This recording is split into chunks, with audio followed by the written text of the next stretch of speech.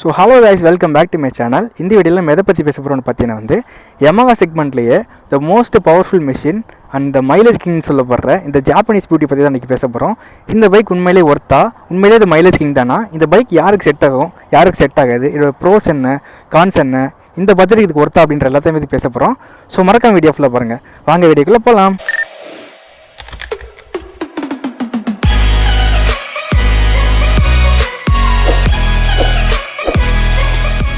இந்த பைக் பார்த்தீங்கன்னா என்னோட ஃப்ரெண்டோட பைக்கு. என்னோட ஃப்ரெண்டு பார்த்தீங்கன்னா கிட்டத்தட்ட ஒரு 2 இயர்ஸாக அவனோட பர்சனல் பைக் அந்த பைக் யூஸ் பண்ணிட்டு இருக்கான். நான் அந்த பைக்கு கிட்டத்தட்ட ஒரு 3 மந்த்ஸாக என்னோட பர்சனல் பைக்கை யூஸ் பண்ணிட்டு இருக்கேன், ரிவ்யூ போடுறதுக்காண்டி. ஸோ என்னோட பெர்ஸ்பெக்டிவில் இந்த பைக் எப்படி இருக்கு யூஸ் பண்ணுறதுக்கு அப்படின்னு பார்த்தீங்கன்னா நான் ஒரே வார்த்தையில் சொல்லணும் அப்படின்னு கேட்டிங்கன்னா பெஸ்ட்டு ஷார்ட் ரைடர்ஸ்க்கு ஒன் ஆஃப் த பெஸ்ட் பைக்குன்னு சொன்னோம் அப்படின்னா கண்டிப்பாக அந்த MT-15 சொல்லலாம். பவர் அள்ளி தெளிச்சிருக்கானுங்க. 18.4 PS of power and 14.1 Nm of torque கொடுத்துருக்காங்க. அப்படின்றதுனால பர்ஃபார்மன்ஸ் சூப்பராக இருக்குது. ஸோ நீங்கள் ஷார்ட்டாக இருக்கீங்க அப்படின்ற பட்சத்தில் உங்களுக்கு ஹேண்டில் பண்ணுறதுக்கு ரொம்ப ஈஸியாக இருக்கும். இப்போ நீங்கள் ஒரு 170 cm அந்த ரேஞ்சில் இருக்கீங்க அப்படின்னா பைக் சூப்பராக இருக்கும் உங்களுக்கு யூஸ் பண்ணுறதுக்கு. இந்த பைக்கோட வெயிட்டுமே ரொம்ப கம்மி தான், அரௌண்ட் 141 kg தான் இருக்குது. அப்படின்ற போது ஹேண்டில் பண்ணுறதுக்கு ரொம்ப ஈஸியாக இருக்கும். டிராஃபிக்லாம் ஓட்டுறீங்க அப்படின்ற போது அந்த ஒரு கஷ்டமே இருக்காது உங்களுக்கு. டிராஃபிக் நல்லா பூந்து கார்னரிங்லாம் பண்ணலாம், சூப்பராக இருக்கும் டிராஃபிக் ஓட்டுறதுக்கு. உங்களுக்கு பைக்கை பார்க்கும்போது அடக்கமாக ஓட்டுற மாதிரி இருக்கும் பைக். அப்படின்ற போது கட்டடிக்கிறதுக்குலாம் ரொம்ப யூஸ்ஃபுல்லாக இருக்கும் இந்த பைக்கு. சிட்டி டிராஃபிக்லாம் ஓட்டுறதுக்கு ரொம்ப சூப்பராக இருக்கும். அண்ட் மைலேஜை பற்றி பேசும்போது இந்த பைக் உண்மையிலேயே நம்ம மைலேஜ் கிங்னு சொல்கிறது எந்த விதமான ஆட்சேபனையும் இல்லைங்க. ஏன்னா நான் ஒரு 3 months யூஸ் பண்ணிகிட்டு இருக்கேன். இந்த பைக் பார்த்தீங்கன்னா எனக்கு பர்சனலாக மைலேஜ் எவ்வளோ கொடுக்குதுன்னு பார்த்தீங்கன்னா சிட்டிக்குள்ள ஓட்டும் போது நான் அதிகமாக ரஷ் பண்ணி ஓட்ட மாட்டேன், நார்மலாக ஓட்டுறேன். அப்படின்ற பட்சத்தில் எனக்கு 45+ தாராளமாக கிடைக்கும். அண்ட் அது மட்டும் இல்லாமல் நீங்கள் இப்போ ஹைவேல ஓட்டுறீங்க, நார்மலாக க்ரூஸ் பண்ணி போகிறீங்க அப்படின்ற பட்சத்தில் 55+ கிடைக்கும். என் ஃப்ரெண்டில் ஒருத்தவர் 60 வரைக்குமே கிளைம் பண்ணியிருக்காது. அப்படின்ற போது இதை மைலேஜ் கிங்னு சொல்கிறது எந்த விதமான ஆட்சேபனையுமே இல்லை. இது கண்டிப்பாக மைலேஜ் கிங் தான். ஏன்னா பெர்ஃபார்மன்ஸ் இருக்குது, மைலேஜ் இருக்குது, லுக்கும் இருக்குது. அந்த முன்னாடி பார்த்தீங்கன்னா தெரியும் அந்த கண்ணு தான் நிறைய யங்ஸ்டர்ஸ்க்கு ஒரு அட்ராக்ஷனாக அது வாங்குறதுக்கான காரணமே. அப்படின்ற போது லுக்கு இருக்குது, பெர்ஃபார்மன்ஸ் இருக்குது, மைலேஜ் இருக்குது. அப்படின்ற போது வேறு என்ன வேணும் போதுமே. இந்த பைக்கோட டாப் ஸ்பீடுன்னு பேசும்போது நான் பார்க்கும்போது 150 வரைக்குமே ஃப்ரெண்ட்ஸில் சொன்னானுங்க. பட் நான் ட்ரை பண்ணதில் ஒரு 138 வரைக்கும் ஏறிச்சு. அதுக்கு மேலே எனக்கு ஏற்றுறதுக்கு லைட்டாக வேணாம் அப்படின்ற மாதிரி தோணிச்சு. அதனால் ஒரு 138 வரைக்கும் ஏற்றினேன், அதுக்கு மேலே ஏற்றலை. ஸோ இந்த பைக் இவ்வளோ டாப்பாக பெர்ஃபார்ம் பண்ணுறதுக்கு காரணம்னு பார்த்தீங்கன்னா உங்களுக்கு எல்லாருக்குமே தெரியும். Yamahaனாவே ஒரு VVA அப்படின்ற பேரை கேட்டாவே அதுதான் ஒரு Yamaha செக்மெண்ட்டுக்கே ஒரு பேர் வாங்கி கொடுத்தது. அப்படின்றதுனால அது காரணமே அதுதான் VVA அப்படின்ற டெக்னாலஜி. அந்த VVA பார்த்தீங்கன்னா இப்போ எல்லாத்தையும் கொடுக்க ஆரம்பிச்சிட்டாங்க, ஸ்கூட்டர்ஸ்லையும் கொடுக்க ஆரம்பிச்சிட்டாங்க, பைக்ஸ்லையுமே கொடுக்க ஆரம்பிச்சிட்டாங்க. இந்த VVA டெக்னாலஜி எதுக்கு யூஸ் ஆகுது அப்படின்னு பார்க்கும்போது மொத்தம் 4 வால்வ் இருக்குங்க இந்த பைக்கில். இது பார்க்கும்போது 155cc 4 stroke 4 valve single cylinder liquid cooled engine. இது நம்ம கூலண்ட் ஆயில் ஊற்றுற மாதிரி இருக்கும், ரேடியேட்டர் ஃபேன் இருக்கும். இன்ஜினையும் பார்த்தீங்கன்னா நமக்கு 4 stroke இன்ஜின். ஸோ இந்த இவ்வளோ பெர்ஃபார்ம் பண்ணுறதுக்கான காரணம் எப்படி என்னென்னு பார்த்தீங்கன்னா இந்த பைக்கில் நமக்கு 4 வால்ஸ் இருக்குன்னு ஆல்ரெடி சொல்லிட்டேன். இந்த VVA அப்படின்றது என்னென்னு பார்த்தீங்கன்னா வேரியபிள் வால் ஆக்டேஷன் அப்படின்னு சொல்லுவாங்க.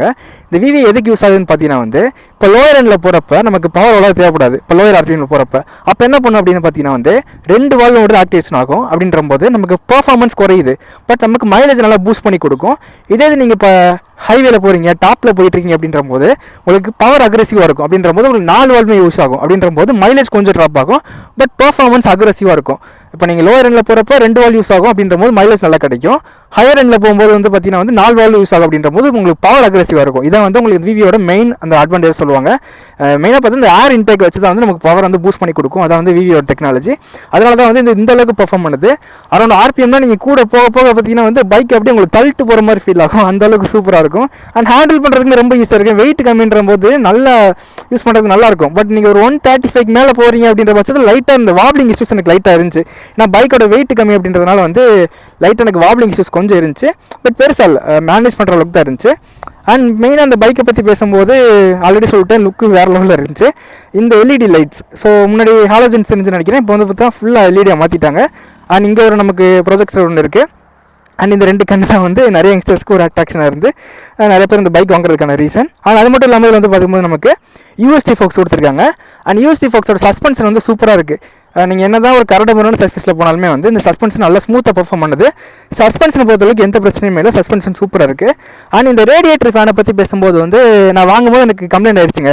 கரெக்டாக நான் பைக் வாங்கி கரெக்டாக ஒரு 2 மாதத்தில் பார்த்தீங்கன்னா ஆக்சுவலாக இது ஃப்ரெண்டோட பைக் தான், ஃப்ரெண்டு சொன்னது கரெக்டாக வந்து 2 மாதத்துலேயே வந்து இந்த ரேடியேட்டர் ஃபேன் கம்ப்ளைண்ட் ஆயிடுச்சு. பிகாஸ் வந்து வேறு ஏதோ ஒரு பிராண்ட் போட்டு கொடுத்துருந்துருக்காங்க. அது கம்ப்ளைண்ட் ஆனதுக்கப்புறம் வந்து கம்ப்ளைண்ட் பண்ணி அப்புறம் இன்சூரன்ஸில் க்ளைம் பண்ணி பேனாசோனிக் ஃபேன் மாற்றினதுக்கப்புறம் இப்போ நல்ல பெர்ஃபார்மன்ஸ் நல்லா இருக்குது. அதுக்கப்புறம் இந்த கம்ப்ளைண்ட் வரல அப்படின்ற மாதிரி சொன்னாங்க. இப்போ வந்து பார்த்தீங்கன்னா வந்து இன்பில்ட்டாகவே வந்து எல்லா எம்டி பைக்ஸ்லையுமே வந்து நமக்கு வந்து பேனாசோனிக் ஃபேன்ஸ் தான் வருது அப்படின்ற போது அதனால் இப்போ எந்த பிரச்சனையுமே இல்லை. அண்ட் இந்த பைக்கோட ப்ரைஸை பற்றி பேசும்போது இந்த பைக்கில் மொத்தம் நமக்கு 2 விதமான வேரியன்ட்ஸ் இருக்குது. ஒன்று வந்து பார்க்கும்போது நார்மல் ஸ்டாண்டர்ட் வெர்ஷன், நம்ம வச்சிருக்கிறது வந்து பார்த்தீங்கன்னா வந்து ஸ்டாண்டர்ட் வெர்ஷன், உங்களுக்கு வந்து ஃபுல் பிளாக் வரும், லைக் அலாய்ஸ்மே உங்களுக்கு ஃபுல்லாக பிளாக் வரும். இன்னொன்று வந்து பார்த்தீங்கன்னா வந்து டீலக்ஸ் அப்படின்னு ஒரு வேரியன்ட் இருக்குது. அது வந்து என்ன உங்களுக்கு டிஃப்ரென்ஸ் பார்த்தீங்கன்னா வந்து உங்களுக்கு அலாய்ஸில் கலர் வரும். அண்ட் அது மட்டும் இல்லாமல் உங்களுக்கு மீட்டர் வந்து பார்க்கும்போது இதில் நார்மல் மீட்டர் இருக்கா, ஒரு டீலக்ஸில் போகும்போது டிஎஃப்டி மீட்டர் இருக்கும். அந்த டிஎஃப்டி மீட்டரில் என்ன பண்ணலாம் அப்படின்னா வந்து நீங்கள் கால்ஸ் அட்டன் பண்ணிக்கலாம், கட் பண்ணிக்கலாம், மியூசிக்கை சேஞ்ச் பண்ணிக்கலாம் அப்படின்ற மாதிரி உங்களுக்கு சில அட்வான்டேஜஸில் இருக்கும். அதனால வந்து அது கொஞ்சம் ப்ரைஸ் கூட, இந்த டிஎஃப்டி மீட்டர் வந்து கொஞ்சம் ப்ரைஸ் கூட இருக்கும். இது நார்மல் மீட்டர் வந்து கொஞ்சம் ப்ரைஸ் கம்மியாக இருக்கும். மற்றபடி உங்களுக்கு பர்ஃபார்மன்ஸ் ஆகட்டும், இன்ஜின் ஸ்பெக் ஆகட்டும் எல்லாமே ஒரே மாதிரி தான் இருக்கும். இந்த மீட்டருக்கும் இந்த அலாய்க்கும் மட்டும் ஒரு 10,000 வந்து ப்ரைஸ் டிஃபரன்ஸ் ஆகும். இதுலேயுமே உங்களுக்கு ட்ராக்ஷன் கண்ட்ரோல் இருக்குது, இதில் ஆன் பண்ணிக்கலாம், ஆஃப் பண்ணிக்கலாம்.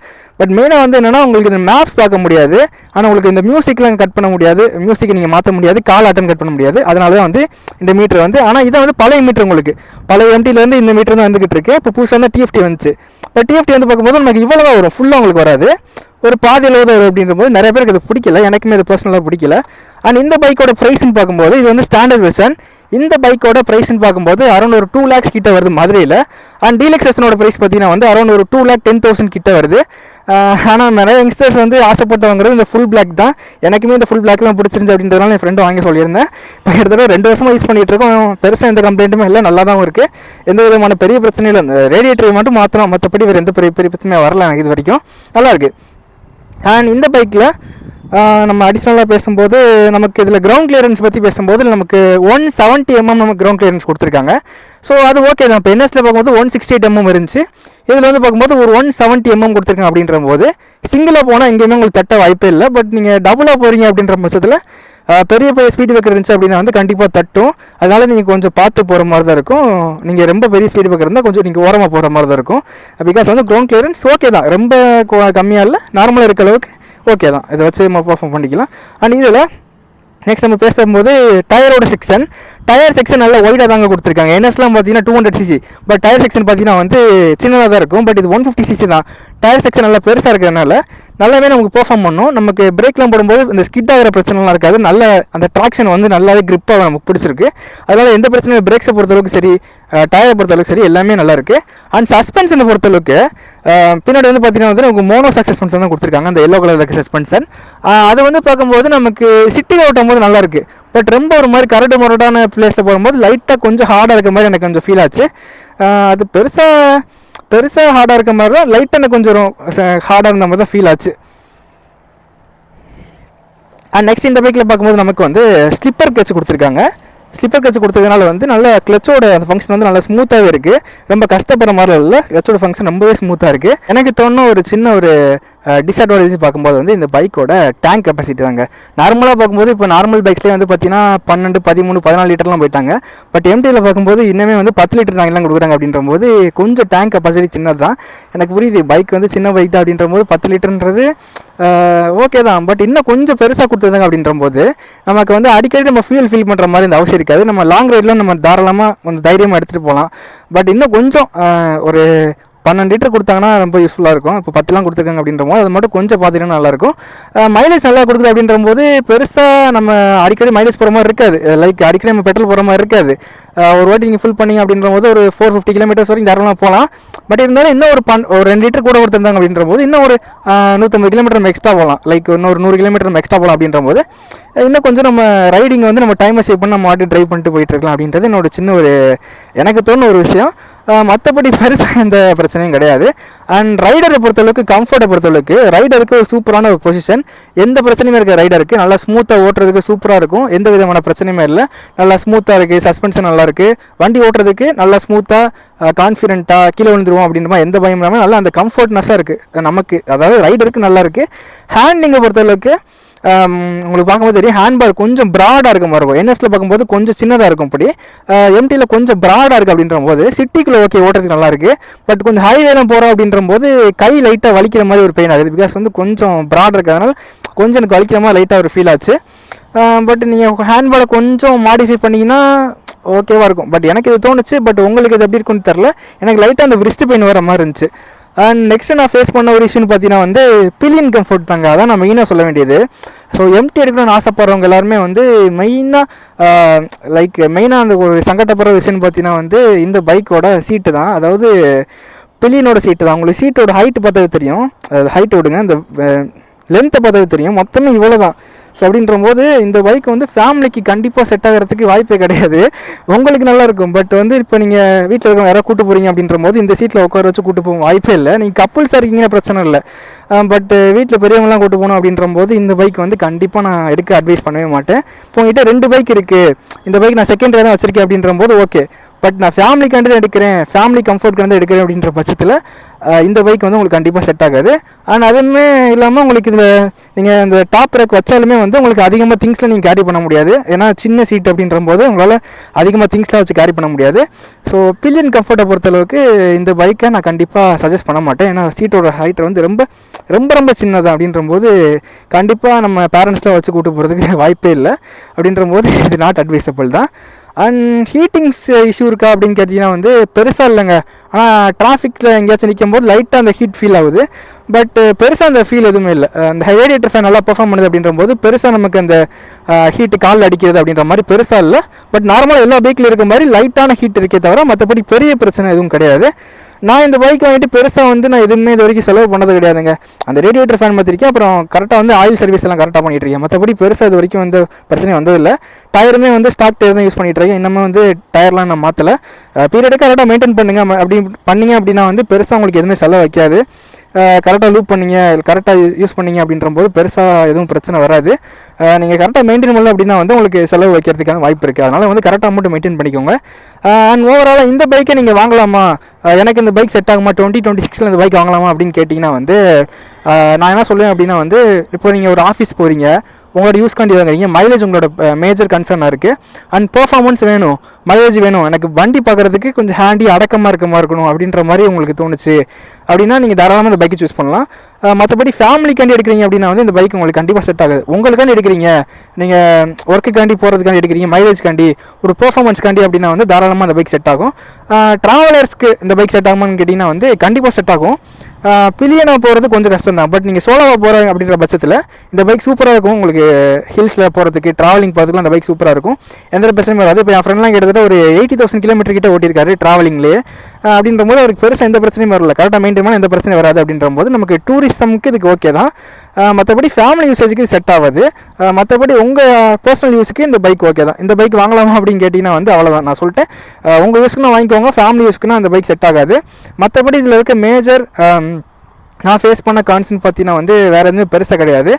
இந்த பிளாஸ்டிக்கோட குவாலிட்டி பற்றி நான் சொல்லணும்னு நினச்சேன். இந்த பிளாஸ்டிக்கோட குவாலிட்டி பார்த்தீங்கன்னா வந்து ஓகேன்ற அளவுக்கு தான் இருக்குது. பெருசாக குவாலிட்டி சூப்பர் குவாலிட்டி எப்படின்னு சொல்ல மாட்டேன்.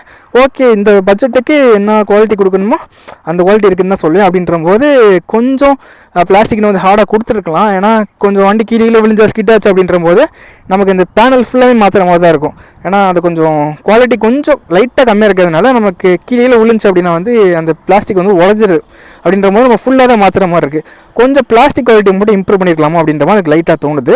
மற்றபடி வேறு ஒன்றும் கிடையாது. மெயினாக நம்ம பிரேக்கிங் பற்றி பேசும்போது நம்ம எல்லாருக்குமே தெரியும், இந்த பைக்கில் டியூவல் சேனல் ஏபிஎஸ் கொடுத்துருக்காங்க. அப்படின்ற போது பிரேக்கிங் எல்லாமே நல்லா ஷார்ப்பாக இருக்குது. பிடிக்கும்போது ஸ்கிட் ஆகும் அப்படின்ற மாதிரி பிரச்சனைலாம் கிடையாது. பிரேக் பிடிச்சோம் அப்படின்னா வந்து ஷார்ப்பாக நம்ம பிடிச்ச இடத்துல வந்து கரெக்டாக நிற்கிது. எந்த விதமான பிரச்சனையுமே கிடையாது. கரெக்டாக ஷார்ப்பாக நிற்கிது. அதுக்கு ஒரு மெயின் ரீசனான இந்த டயரோட செக்ஷன் தான். டயர் செக்ஷன் பார்க்கும்போது நல்லா ப்ராடாக கொடுத்துருக்காங்க. அப்படின்ற போது இந்த வாப்ளிங் இஷ்யூஸ்லாம் இல்லை. நீங்கள் ஹை ஸ்பீடில் போகும்போது கூட பிரேக் பிடிச்சிங்க அப்படின்னா வந்து ஷார்ப்பாக பிடிக்குது. அதுக்கு மெயின் ரீசன் இந்த டயரோட செக்ஷன். அது மட்டும் இல்லாமல் டியூவல் சேனல் ஏபிஎஸ் தான் வந்து இந்த பிரேக்கிங் இந்த அளவுக்கு பெர்ஃபார்ம் பண்ணுறதுக்கான காரணமே அதுதான். ஸோ பெர்ஃபார்மன்ஸ் அண்ட் பிரேக்கிங் பொறுத்த அளவுக்கு இந்த பைக் சூப்பராக இருக்குது. அண்ட் மெயினாக சொல்லணும்னு பார்க்கும்போது வந்து இந்த பைக்கோட ஹெட்லைட் விசிபிலிட்டி. ஸோ பகலில் போகும்போது உங்களுக்கு பெருசாக வந்து உங்களுக்கு வெளிச்சம் கம்மியாக இருக்காது, கரெக்டாக தான் இருக்கும். லைட்னு பார்க்கும்போது வந்து மேஜராக இந்த ப்ரொஜெக்ட் லைட் ஒன்று இருக்குது. அண்ட் ரெண்டு லேம்ப்ஸ் இருக்குது. அவ்வளோதான், மொத்தம் 3 லைட் தான் இருக்குது. அதில் கீழே லைட் தான் வந்து பார்க்கும்போது ப்ரொஜெக்டர் லைட்டு. அப்படின்ற போது பகல் டைமில் ஓகே கரெக்டாக தான் இருக்குது. பட் நைட் டைமில் போகிறீங்க, எங்கேயாவது தனியாக எப்படி சொல்கிறது, காட்டுக்குள்ளே போகிறீங்க, இல்லை லைட்டை சுத்தமாக இல்லை, இந்த பைக்கோட லைட்டு தான் வந்து எனக்கு ஃபுல்லாக அப்படின்ற போது இந்த பைக்கோட லைட் வந்து கண்டிப்பாக பத்தாது. நீங்கள் ட்ராவலிங்லாம் போகிறீங்க அப்படின்ற பட்சத்தில் 2 லைட் வந்து நீங்கள் எக்ஸ்ட்ரா ஃபாக் லைட் மாதிரி நீங்கள் எக்ஸ்ட்ரா மாட்டிக்கிற மாதிரி தான் இருக்கும். இந்த லைட் வந்து கண்டிப்பாக பத்தாது. சும்மா நார்மல் யூஸுக்கு கடைக்கு லைக் நீங்கள் சிட்டிக்கு போகும்போது கரெக்டாக இருக்கும். பட் நீங்கள் லாங் ரைட் போகிறீங்க, நைட் ரைட்ஸ் போகிறீங்க அப்படின்ற போது கண்டிப்பாக அந்த லைட் பத்தாது. நீங்கள் எக்ஸ்ட்ரா நீங்கள் ஃபாக் லைட் கண்டிப்பாக மாட்டியே ஆகணும். இந்த லைட் கண்டிப்பாக பத்தாது. ஸோ உங்களுக்கு இந்த MT-15 வேறு ஏதாவது டவுட் இருந்துச்சு, இந்த பைக் நீங்கள் வாங்க போகிறீங்க அப்படின்ற மாதிரி யோசிச்சுட்டு இருக்கீங்க அப்படின்னா வந்து, உங்களுக்கு வேறு ஏதாச்சும் டவுட் இருந்துச்சு அப்படின்னா வந்து மறக்காமல் எனக்கு கமெண்ட் பண்ணுங்கள். நான் கண்டிப்பாக ரிப்ளை பண்ணுறேன். இதே மாதிரி நெக்ஸ்ட் எந்த பைக்கு ஓனர்ஷிப் ரிவ்யூ அப்படின்றத மறக்காமல் கமெண்ட் பண்ணுங்கள். சரி, ஓகே கைஸ், இவ்வளோ இந்த பைக்கை பற்றி பேசணும். அதோட ப்ரோஸ் என்ன, கான்ஸ் என்ன, இந்த பைக் யாருக்கு சூட் ஆகும், யாருக்கு செட் ஆகாது அப்படின்றத பேசணும். இப்போ இந்த பைக்கை ஒரு ஷார்ட் ரைட் எடுத்து இந்த பைக் எப்படி பெர்ஃபார்ம் பண்ணுது அப்படின்றத லைவாக பார்ப்போம். வாங்க வீடியோக்குள்ள போகலாம்.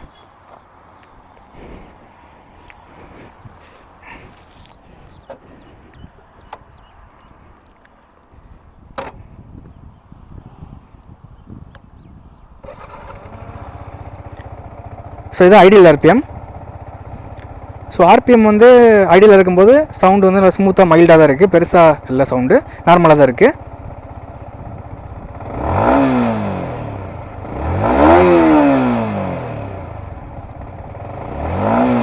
ஸோ அந்த 7000 RPM மேலே ஹிட் ஆகும்போது நமக்கு VVA அந்த ஆக்ஷன் நமக்கு ஒர்க்காக ஸ்டார்ட் ஆகுது.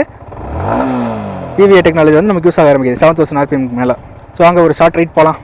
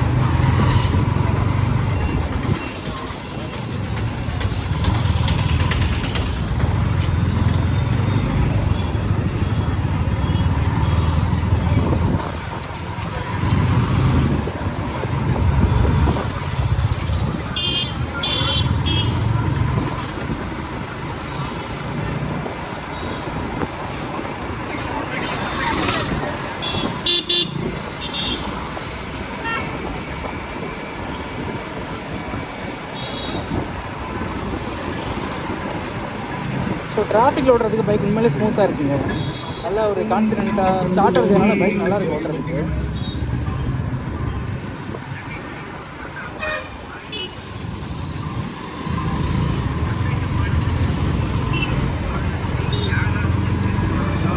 நல்லா நீங்கள் பூந்து ஓட்டுறது, கட் அடிச்சு ஓட்டுறதுக்குலாம் வந்து எம்டி நல்லா ஆப்டாக இருக்கும். ஏன்னா வண்டி உங்களுக்கு ஹேண்டிங்கே பார்க்குறதுக்கு சின்னதாக இருக்கிறதுனால நல்லா கட் அடிச்சு பூந்து ஓட்டலாம், அந்தளவுக்கு நல்லாயிருக்கும்.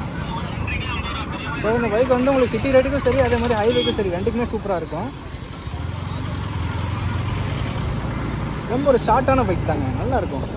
ஒரு ஆவரேஜான ஹைட்டில் இருக்கீங்கன்னா ஓட்டுறதுக்கு சூப்பராக இருக்கும். பவருமே நல்லா ஃபீல் ஆகும், நல்லாயிருக்கும்.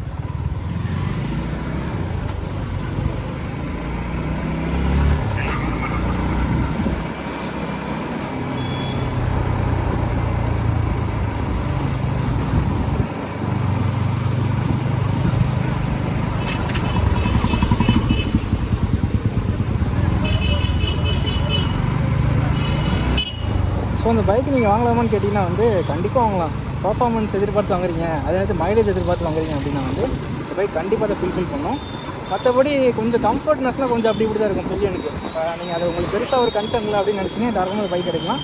மற்றபடி மைலேஜுக்கும் பர்ஃபார்மன்ஸுக்கும் அதை அடிச்சுக்கிறதுக்கு இந்த பைக் வந்தால் தாங்க. பிகாஸ் வந்து R&V இருக்குது, பட் அது உங்களுக்கு ஸ்போர்ட்டியாக இருக்கும். இது உங்களுக்கு நேக்கட் வெர்ஷன் உங்களுக்கு ஸ்போர்ட்டியாக இருக்கும். ஸ்போர்ட்டின்ற போது கொஞ்சம் பேக் பெயின் வரும், அது கொஞ்சம் பிரச்சனைலாம் இருக்குது. பட் உங்களுக்கு அதே இன்ஜின், அதே பர்ஃபார்மன்ஸ், அதே ஸ்பெக் எல்லாமே உங்களுக்கு நேக்கடில் கொடுத்துருக்கும் போது நீங்கள் தாராளமாக இந்த பைக் யூஸ் பண்ணலாம். ஆனால் என்ன, இதோட அது ஒரு 5-10 கிலோமீட்டர் கூட கிடைக்கும். பிகாஸ் அது ஸ்பீடு, பிகாஸ் அதோட ஏரோடைனமிக்ஸ் அந்த மாதிரி இருக்கிறதுனால கொஞ்சம் ஸ்பீடு கூட கிடைக்கிது. 1:40 போகுதுன்னு வச்சுக்கோங்களேன், இப்போ 1:45 அந்த ரேஞ்சு போகும். மற்றபடி உங்களுக்கு பெருசாக பவரில் டிஃப்ரென்ஸ் இருக்காது. நீங்கள் பேசாமல் எடுக்கிற மாதிரி இருந்தால் பேசாமல் எம்டியை சூஸ் பண்ணுங்கள். ஏன்னா R&5 ரொம்ப ஃபீலிங் கம்ஃபர்ட் ரொம்ப மோசமாக இருக்கும். அதுக்கு எம்டி கூட ஏதோ பரவாயில்ல R&5.